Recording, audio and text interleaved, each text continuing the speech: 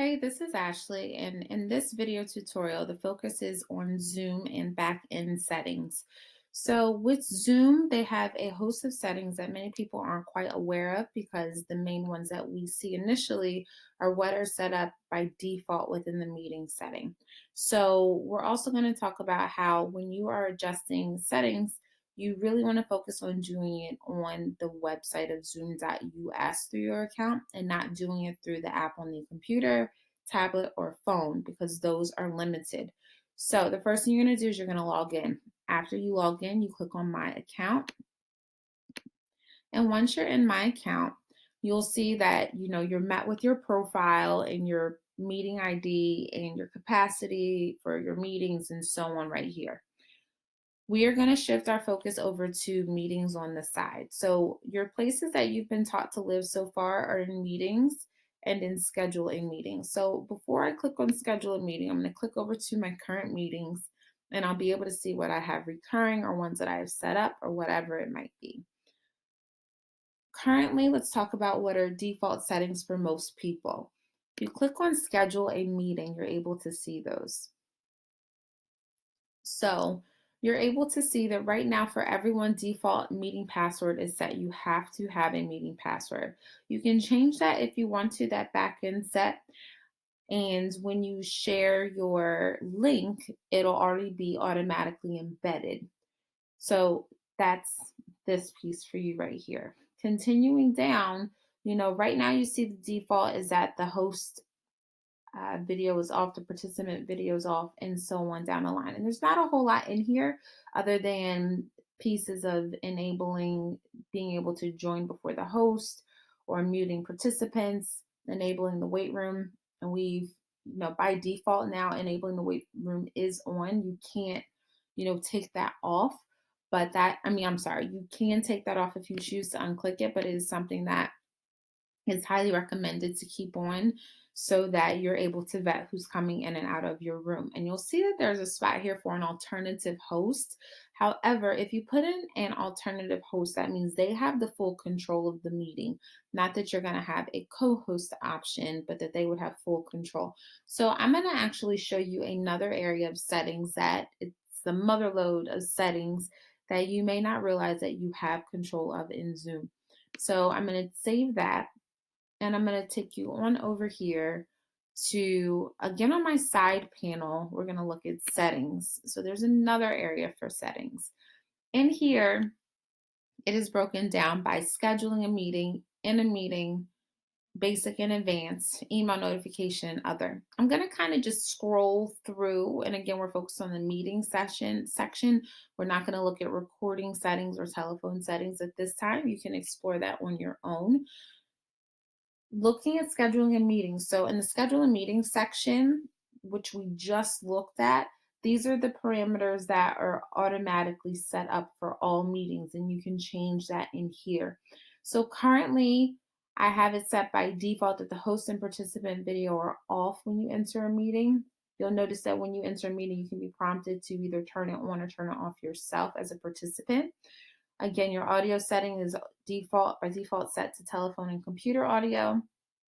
You can set for all meetings to change the parameters. So you can decide for all meetings if you want to enable joining before host or if you want to enable other pieces as you scroll through. But you'll notice that the piece of having to do with passwords and requiring it's locked. Like you have to have that built in now with all meetings, no matter what, to increase security and protection. So as you scroll down and you continue through, you can really read these on your own. And in a meeting, these you're not going to see in scheduling a meeting. These you'll actually see in your controls within a meeting. And I'll show you what that might look like a little bit in a moment after you see some of the items that I have checked. So many people are talking about the chat. And in this backend, you can already decide if you want to allow chat or not allow chat. Within a meeting, you can do so as well. You can set it to be private. You can set it to be auto saving as well. As you continue through and scrolling down, The most important piece that I want to kind of focus on, there's a display in the meeting experience and feedback. You can test that out if you'd like to kind of know, thumbs up, thumbs down of how participants felt the meeting went, and be able to get feedback there. So you can choose to have that turned on if you would like to have, and you can have it displayed for every meeting, displayed for random meetings, whatever you want, or you can turn it off. It is your choice. Co-hosts is something to really focus on. And so what a co-host means, it means doesn't mean that I'm handing over full control to somebody. It means that within a meeting, I can decide if, you know what, I need help. I'm going to need help today. It's a large meeting. There are lots of people in here, or lots of students, or this is a faculty meeting, whatever it may be. I'm going to click on this button so that I can enable somebody within a meeting to be the co host, meaning they have the same controls I do. We both have the exact same controls at the same time so that they are able to maybe admit participants while I'm continuing to do slides if they're just coming in or whatever it may be. So I highly recommend enabling it, because within a meeting, you'll be able to choose to make someone a co host. Continuing down, polling is something that you may want to try if during a meeting you want to kind of get an immediate gauge of understanding, or get a gauge of just something fun like this or that, or would you rather, or any type of question. You can do a polling where participants answer and you reveal the answers to everyone on the screen almost in real time. And as you continue down, also the screen sharing portion, you can change within the meeting setting. If you click down where the parameters are of sharing, you can do advanced settings where you can change this within a meeting, but by default, you can already have it preset.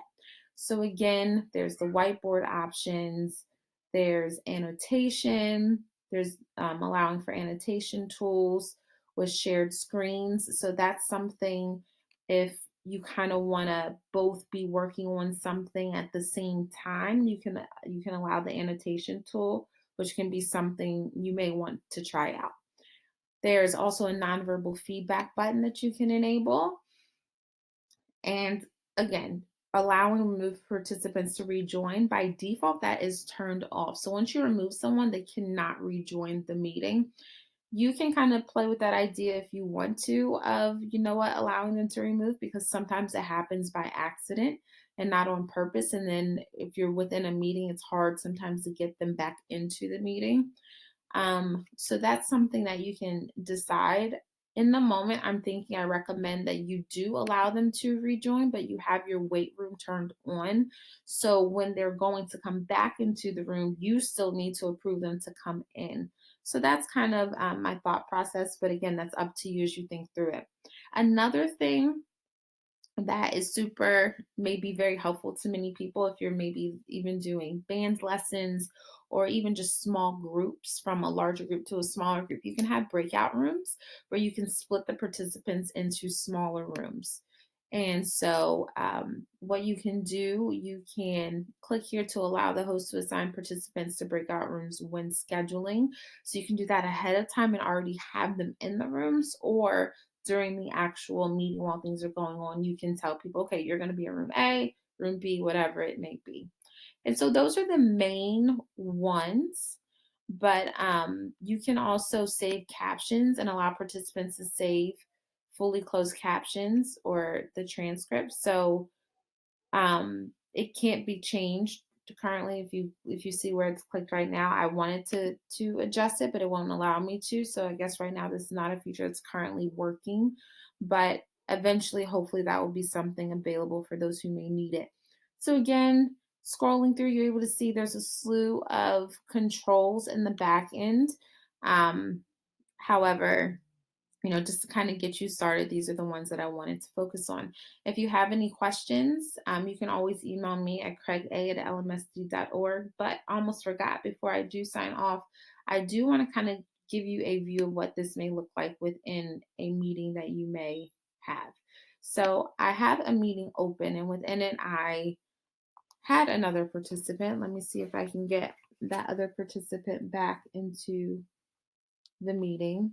And if I can't, it's okay. No big deal. But what you would do is over here on the side, now because this is me as the host, if there's another participant in here, and again, I apologize, my other device needs to be recharged, but you would click on the same little more button and there'll be a drop down that will say co host, make co host.